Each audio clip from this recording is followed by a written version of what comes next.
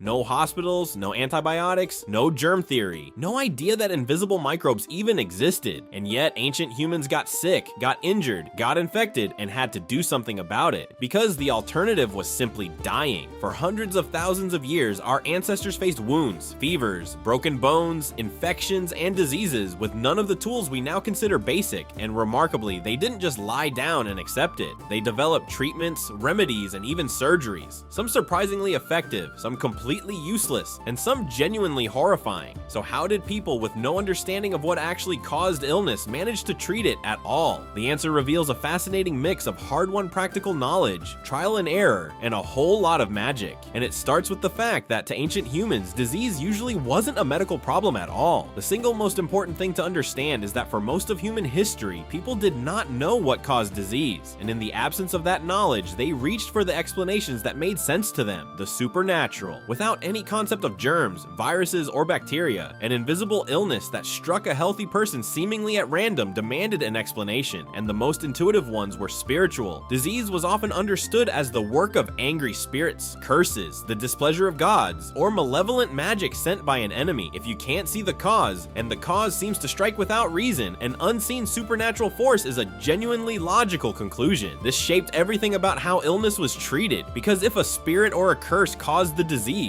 then the cure had to address the spirit or the curse. This is where the healer, often a shaman or medicine man or woman, became one of the most important people in the community. Their job was to bridge the physical and spiritual worlds, to identify which spiritual force was responsible, and to drive it out through rituals, chanting, dancing, prayer, and ceremony. And it would be a mistake to dismiss this as pure nonsense, because these healers often served a real function beyond the spiritual. They were also the keepers of the community's practical medical knowledge, and their rituals provided something we now know matters enormously to healing: comfort, hope, and the powerful psychological reassurance that something was being done. Alongside the spiritual approach ran a parallel and far more practical tradition, and it's one that produced real, lasting results: the use of plants as medicine. Over countless generations of trial and error, ancient humans accumulated an enormous body of knowledge about which plants could ease pain, reduce fever, calm the stomach, or help heal wounds. This is often called herbalism, and it was humanity's first pharmacy. People learned by observation and hard experience, by watching who got better and who didn't, that certain leaves, roots, barks, and berries had genuine effects on the body. And this wasn't guesswork that led nowhere. A striking number of these ancient plant remedies actually worked because they contained real active compounds. The classic example is willow bark, chewed or brewed by many ancient cultures to relieve pain and fever. And willow bark contains a chemical closely related to the active ingredient in aspirin. Ancient humans had no idea why it worked, no concept of the chemistry involved, but they knew that it did, and that was enough. This accumulated plant knowledge, passed down and refined across generations, formed the backbone of practical medicine for almost the entire human story. And much of modern medicine has its roots directly in these ancient herbal discoveries. Where ancient humans were often at their most capable, though, was in treating the things they could actually see: physical injuries. Unlike an invisible fever, a broken bone, or a bleeding wound was a problem with an obvious cause and an obvious target, and here practical skill could shine. There's clear evidence that ancient humans set broken bones. Many healed skeletons show fractures that were realigned well enough to mend properly, which doesn't happen by accident and points to deliberate, skilled care. They cleaned and dressed wounds, sometimes packing them with plant materials that we now know had genuine antibacterial properties. They understood, at least in practical terms, that some interventions helped a wound heal, and others made it worse. Caring for an injured person also required something profound: the willingness of the group to support someone who couldn't fend for themselves while they recovered. Healed injuries that would have left a person helpless for weeks or months are, in themselves, evidence of compassion, proof that ancient humans looked after their sick and wounded rather than abandoning them, which itself improves survival enormously. And then there's the treatment that shows just how far ancient humans were willing to go, one so startling it forces us to take their medical ambition seriously: skull surgery. One of the most astonishing facts in all of ancient medicine is a practice called trepanation, the deliberate drilling, cutting, or scraping of a hole into a living person's skull. This wasn't rare or accidental. Skulls bearing these holes have been found across the ancient world on nearly every inhabited continent going back thousands of years. Even more astonishing is that many of these skulls show clear signs of healing around the hole, which means the patient survived the operation, sometimes living for years afterward. Why on earth would anyone do this? The reasons likely varied, possibly to relieve pressure from head injuries, to treat conditions like seizures or chronic headaches, purpose, or for spiritual reasons such as releasing the evil spirits believed to be causing an illness. Whatever the motive, trepanation reveals something remarkable about ancient humans. They were bold, they experimented, they developed real surgical technique, and they clearly had enough success to keep doing it for thousands of years. Performing survivable surgery on a conscious or semi-conscious person with stone tools and no anesthetic as we'd understand it is a staggering testament to both their skill and their determination. For all these genuine achievements, it's important to be honest about the limits because ancient medicine operated in a world where the deadliest enemy was completely invisible to them. The great killer they could do almost nothing about was infection. Without any knowledge of germs, they didn't understand that invisible microbes caused wounds to fester and turn deadly, that unclean conditions spread disease, or that a minor cut could kill through infection. A wound that we would treat trivially today with antibiotics could and often did prove fatal. Epidemics of infectious disease could sweep through communities with no effective response possible, and some of their treatments, born of misunderstanding, actively did harm. Remedies based on faulty ideas about the body sometimes made patients worse rather than better. Life expectancy was low, in large part because of exactly these gaps. Childbirth was dangerous, childhood illnesses took a heavy toll, and infections that are now easily cured were frequently death sentences. Ancient humans were often skilled and always resourceful, but they were fighting an enemy they could not see, with one hand tied behind their back. So how did ancient humans treat disease? With a remarkable and very human combination of the spiritual and the practical. Healers who battled unseen spirits with ritual and provided comfort and hope, a deep and genuinely effective knowledge of medicinal plants built up over thousands of years, real skill in setting bones and treating the injuries they could see, and a surgical daring so bold they were drilling into skulls and keeping patients alive. They got a great deal right through patient observation and hard-won experience. And they got a great deal wrong for the simple reason that the true causes of most illness were completely hidden from them. But the deeper truth is this: ancient humans never simply surrendered to sickness.